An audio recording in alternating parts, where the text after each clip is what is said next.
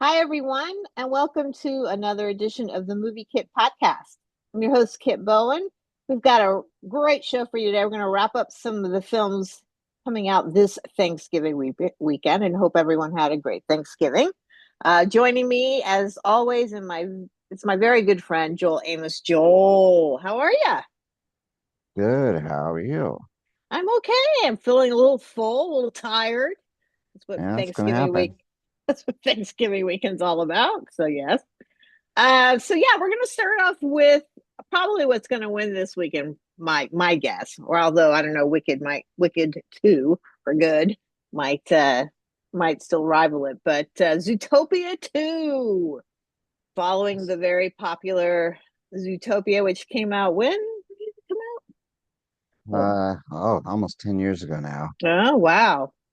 So let me read the description here. Brave rabbit cop Judy Hopps and her friend, the fox, Nick Wilde, team up again to crack a new case, the most perilous and intricate of their careers. Once again, the voices are Ginnifer Goodwin as Judy Hopps, Jason Bateman as Nick. We've got Andy Samberg also, Fortune Finster, Quan, Idris Alba, Shakira. Lots of great. Oh, Quinta Brunson. Lots of great top names here playing some voices. So I didn't get a chance to see this, but you did. So let me know. What did you think of Zootopia 2? Oh, I just loved it. I just loved it. I had such a blast. We all had such a blast. Um, I actually think it's even better than the first one. I thought the first Wow. one was outstanding. Um, like most sequels do, the stakes are higher. Uh, they probably looked around. They were like, "Well, it was a huge success. We definitely got to do a sequel. What are we gonna do? What are we gonna do?" And it's always kind of an us versus them thing that worked real well. But the first film, Mm-hmm. and the creators probably looked around, figured, hey, we don't have any reptiles here, so everyone is scared of snakes or reptiles, and so we explore this underworld of reptiles, and are they the bad guys or are they just misunderstood? And of course, there's this whole case involving a rich family led by uh, voiced by David Strahan, who's an Ah, outstanding actor, and Andy Samberg plays his son, and so there's kind of a power play there. Um, and then of course from the first film, there's the Godfather type character, Mr. Big, right. and he has something to say about this whole family trying to assert themselves, and what this has to do with reptiles is kind of the key to the whole story, and it's Oh, brilliantly put together, and that's the thing about Disney animation is like they took their time. I looked, it came out in 2016, and right. so they're not gonna make a sequel unless they got a great idea. And I gotta say, they left a hint at the end of this one to let you know what kind of species of animal uh, hasn't really been around Zootopia, who's going to be the next Oh, misunderstood creature, perhaps. So they kind of teased it. So it sounds like we won't have to wait as long to get a third one because they already had the idea because they've essentially teased it. But it was a blast. It was so much fun. Voice acting is so great. The sloth is there again, but this time used a little differently.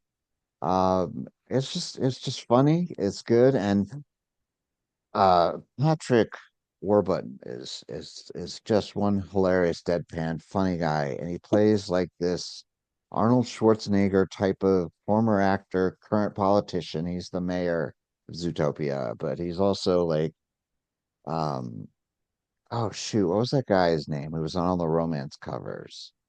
Um oh, right. Yeah, I know who you're talking about. yeah. Well, so he's kind of like a cross between him and Schwarzenegger, and so he's always got his chest out, but he's the mayor, and it's just so smart. It's so smart. There's so many jokes that the theater was packed. That there were whole family laughs, there were adult laughs, there were kids laughs. This is one of those animation movies that just really speaks to everybody. So, Key Kwan, Is that how you say Yeah. Kikon? Yeah, he Yeah. plays the main snake. Yes. Oh, Yes. And well, from the trailer, I it's very endearing from the trailer for sure. yes. Yeah. And you think like, oh no, snakes, scary snakes, poisonous, they're gonna kill you, da da da. And then you hear, Short Round's voice, and you're like, okay, this is not gonna be the bad guy here. Someone else is gonna be the bad guy. Um, but so yeah, he was perfect. And of course, as somebody who just has followed his career, and he's just such a nice guy. Like it's Yeah, just a second act couldn't have happened to a better person. Um, yeah, it's just fun. It's just so much fun and well worth the wait. gotcha. Well, what would you give this then? 5 star out of 5 stars. 4.5. Okay. Yeah, 4.5. Very, very, very good sequel, and perfect weekend for it to come out too. Nice long Yeah. weekend. Perfect for the family. Uh, Right. Well, I'll eventually see it. Probably I'll watch it on. I just don't have the impetus anymore like you do to have a child in my house going, let's go yeah. see this movie. But I'll see it eventually. So um but there is another sort of actually smaller film.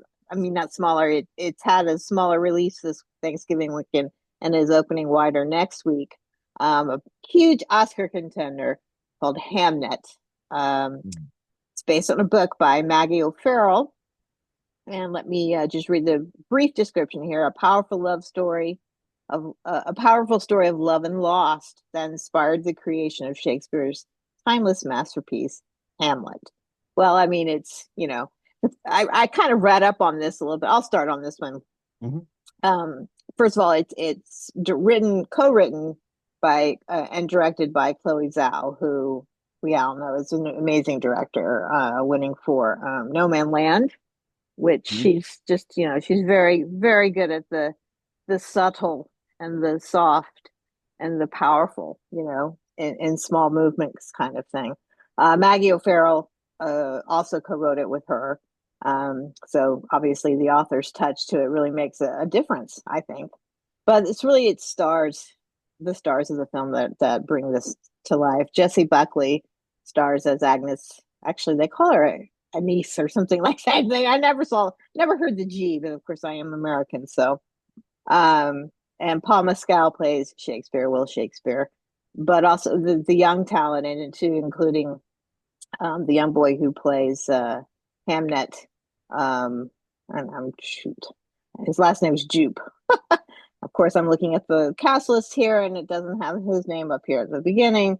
Um, Jacoby Jupe plays Hamnet.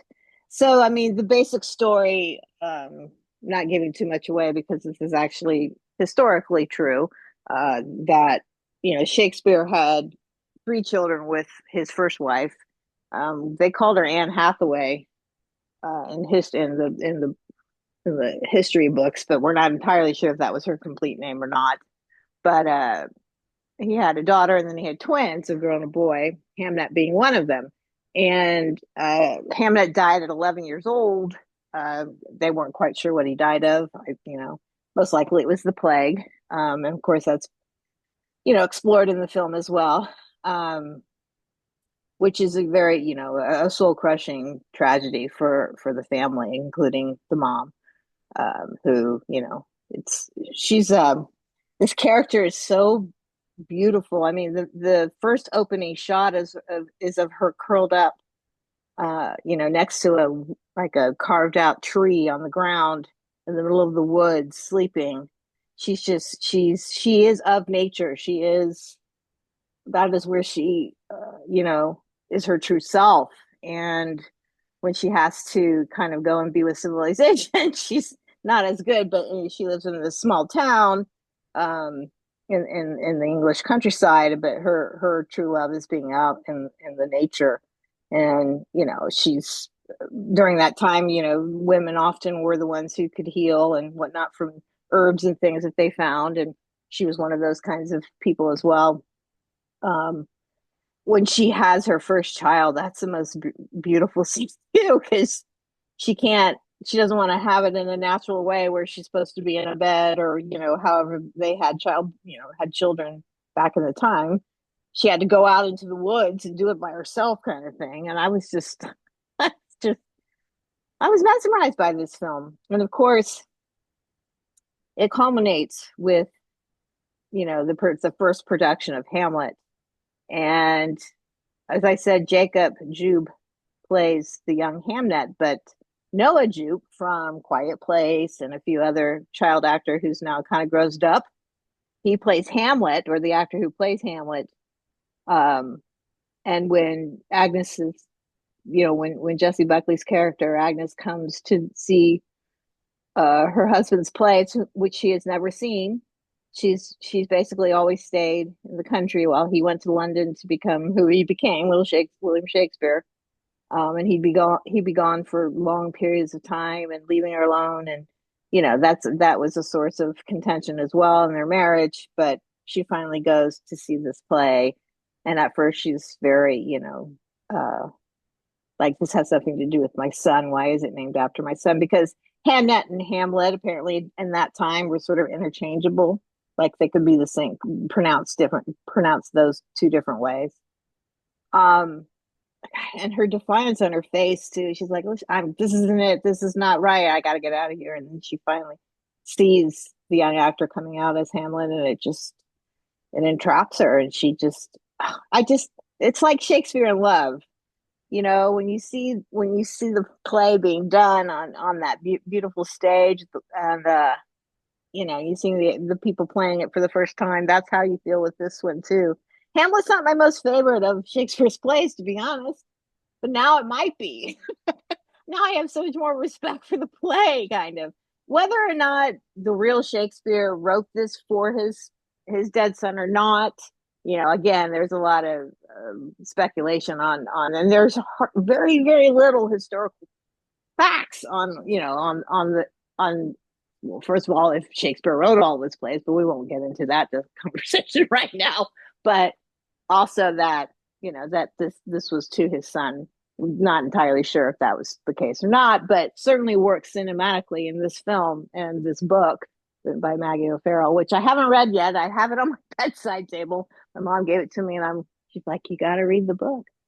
I go, I know, but the movie now is it's just so beautiful, and I was completely enthralled. And you know, from are you still there? Yeah. Oh, okay. All of a sudden I thought, oh my God, am I talking and talking and talking? We've cut out. Um, Beauty of the English countryside again. It's just Chloe just does an amazing job, painting this picture of this life, of this pastoral life that this woman has. But Jessie Buckley is just so devastatingly good. And you and I have both talked about her for many years now and how we've loved Mhm. many of her performances. And she was going to be due an Oscar at some point. I think this is her year. I think this is her year.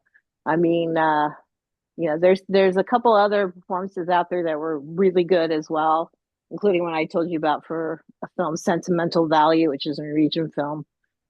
The leading actress in that, Renate Rizzi, I think that's how you say her name. Anyway, she's quite good too, but I don't know. Jessie is just so powerful on this. And then Paul Mescal, who's kind of being touted as supporting actor, which again, I guess that's true, I suppose. I mean, there's parts that he's not in, but he's sort of still kind of a lead, in my opinion. But, we're not going to get into that discussion either. It's an age old one.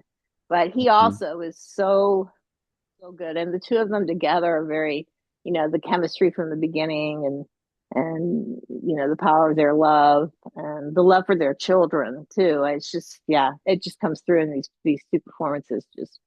Just blew me away.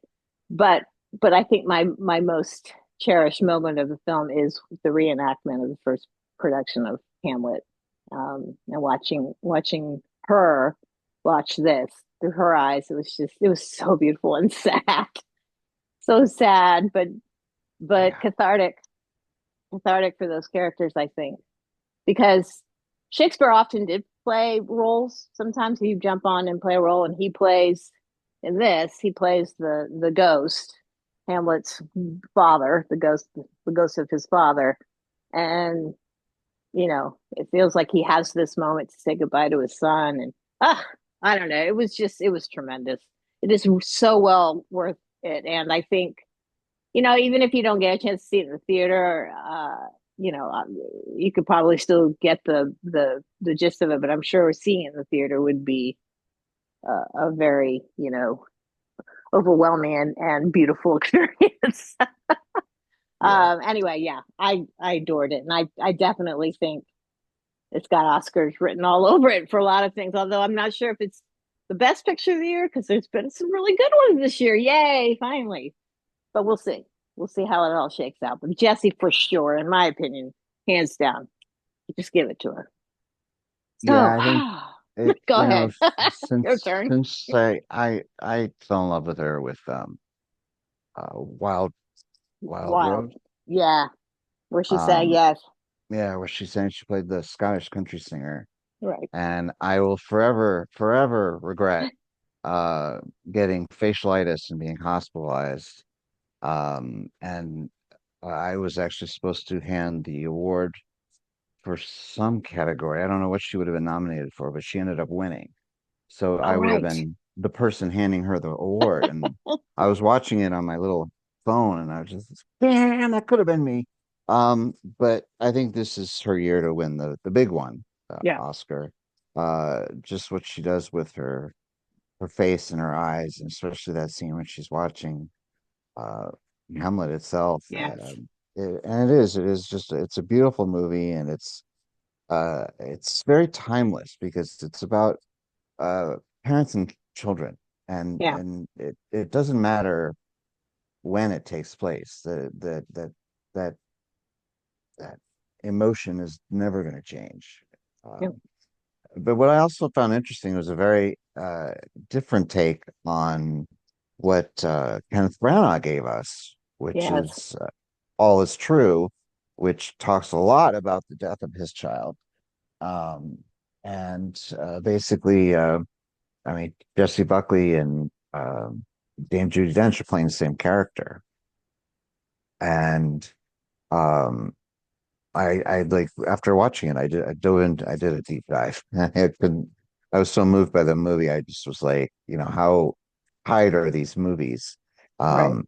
And it really struck me that I mean, not that one would do it better, but like this hit me so much more emotively, and I found that interesting because Branagh is supposedly the king of Shakespeare. Right. Um, but there was something about how Chloe tapped into this story that I think she was the storyteller that captured this part of the story of Right. Shakespeare's story just so impeccably and so beautifully. And I thought the casting was amazing, top to bottom. And I think Chloe is a very gifted storyteller, but I think she has found what she doesn't want to do. Yeah. Um, she was tapped to do the Eternals, Marvel movie, and that notoriously fell flat. And the writer is beautiful, Nomadland. She has a habit of writing female leads who win Oscars. You Right. notice that? So I Yeah. think that could Yep. very easily happen again, if you know what Well, I'm she's saying. due. She's due. Jesse's due. I Yeah, really she's just want so her to win due. this. Yeah. Yeah, yeah, I agree. I think this is her time, and this is her film, and this is her role. And I believe Gold Derby agrees. I mean, it seems to be the mood. Is it's her time. It's her role, and the Yep. response has been so seismic that I don't think they think anyone can touch her. Yeah. Well, I said this actress from Sentimental Valley was really good too. I Yeah. mean, and I know she's actually been around a little bit too. She was in another Joaquin Trier. Is that how you say his name? Right? Joaquin Mhm. Trier, who directed the film. He he had another film, Worst Woman in the World or Worst Person in the World, I think came out a few years ago, and she was the star of that. She's very good. She's very good. I mean, we can once you see it, we can talk about that movie too. Because I if we're going to talk about Oscars, which we will, Yes. we're gonna have to throw in still stars Skarsgård as Yes. I think he's going to win. To be honest with you, I don't know. I know he and Sean Penn from one battle after another, neck and neck right now. But anyway, we digress. Um, Paul Mescal will get his Oscar nominee for this too. He'll Yes. get a nod for Yeah. this. Not quite his year. I think he's also going to win one eventually here because he's Absolutely. quite the talent. But yeah, I think this is And he's had Jesse's quite the year. year too. He has. He Yeah. has. Yeah, he's a tremendous actor. The one film that I loved was he goes on that vacation with his daughter. It's so sad and it came out a couple of years ago as well. But uh I would give this one 5 stars for me. I mean, I was unbelievably moved by it. After Sun was the one I was thinking of with Paul Mescal. Yeah, for Hamnet, I'd give it a solid 5 stars. How about you? Yeah, I would too. I would too. And I want to see it again. Like Yeah, I know there are parts that I mean not missed, but like things that I will pick up with a second viewing. yeah. And it's not the rosiest of subjects, but it isn't, you know, No, and it's not a it subject. isn't right that you It's can't not a see again. subject that we haven't seen explored in film either. Loss of a Sure. child. It's always it's a powerful dramatic device. That really Yes. done well. It's very very moving and whatnot. But this, with the added language of Shakespeare and just the performances. I mean, it's really all about the performances. But I think the added Shakespearean part to it just really took it to another level for me anyway. So yay. So that one, Yes. definitely check that out if you guys get a chance to. And then finally we're gonna talk about, because it just dropped and crashed Netflix. Yeah, twice. Stranger Thankfully it didn't when I was watching it. Stranger Things season 5, the first 4 episodes. Now, why are they doing that? Why don't they just all release it? I know. I guess they're just trying to hype it up, Well, but they released the whole season, the first 2 seasons, I think. right. Um, and and now they know people will wait, so they're Yes, making we us will. wait. Well, they're not making us wait too long. In December, I think No, Christmas Day is when the last four, the very last right. four. This is the end of it all, folks. This is the end Yes, of it this is the all. end. And the Duffer Brothers, Yeah. they actually they've been, obviously this has been constantly on the red carpets and lots of interviews and whatnot. But they were interviewed and asked, how do you get prepared to watch season 5? And so they came up with like 5 episodes to Hmm. watch, and I did. I watched them. I went, that was good. That was good that I did that, because Yep. it's all about the connection from the very beginning with poor Will. Uh, getting taken, and so it kind of all ties in together. But there's so many great twists to this, and we're not going to give any of it away. But um, really worthy wait, and it was quite a wait to see this Oh final yeah. season. But everyone's back, and everyone is older, but that's okay. We can suspend our disbelief. 20 year Yeah. olds playing 16-year-olds. Yeah. I mean, you think back to 90210. I mean, Gabrielle, what's her Oh name? yeah, Was 37. She was playing 16. So, this was not, they would have probably rather done it a different way, but, between COVID and strikes, like it was what it was. yeah, Um, yeah. and, they probably wouldn't have waited so long between season 2 and 3 had they known things were going to happen the way they did. Right, Um, right. so, um, but it is worth the wait, and Yes. very, very satisfied with things so far. Yes. Uh, Very without sad. We have a new giving away. character too, played Mm, by kind of a new baddie, I suppose, new scientist baddie, played by Lyndall Hamilton. Been good yes. there. So it's good to see Yes. her. Yeah. Yeah. And Yeah. all our favorites are back. The only slight complaint I have, and this kind of, I mean, the third season's always the one that everyone kind of poo-poos, where they're in the mall and everything. I kind of liked that scene, so I thought it was okay. But Gave us Maya see, Hawk. introduced Maya Hawk. She's great. Yeah. Although I did read something real recently that said, has anybody noticed how the Robin character changed from when she was first introduced to who she is now? I mean, when she Hmm. was first introduced, she was kind of sarcastic and kind of, sort of moody and didn't really like what's his face, Steve, and that kind of thing. And then now she's like this hyper talkative Rockin' Robin is what they call her in this season. So, um, but yeah, I don't know. I guess I could see that change. And maybe she was just like that. And she just didn't show it in front of everybody at first. So I don't know. Um, but it's a fun character. But yeah, I mean, there's some great true badass moments in this particular first four. But also, I just feel like it's a little bit repetitive. It's like, they keep having to gear up, go in, try to kill, then try to get out. Gear up, go in, try to kill, try to get out. I liked last season with Hopper being in the Russian prison. I thought that was kind of a cool part to it because Yes. they were all separated and doing their own thing, and then I'm blanking on everybody's Joyce Joyce rescuing him from the prison. I liked that a lot. I liked how Hopper changed. Yes. Hopper's arc was great. Very much.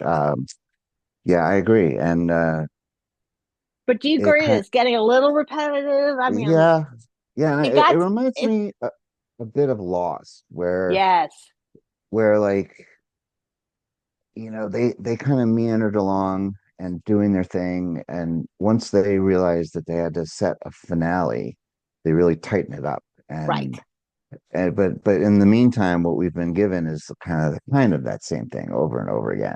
A little Um, bit, and a little I bit. think they had known, if they had had like 5 years straight to make this show one season each year, I think it might have felt a little different.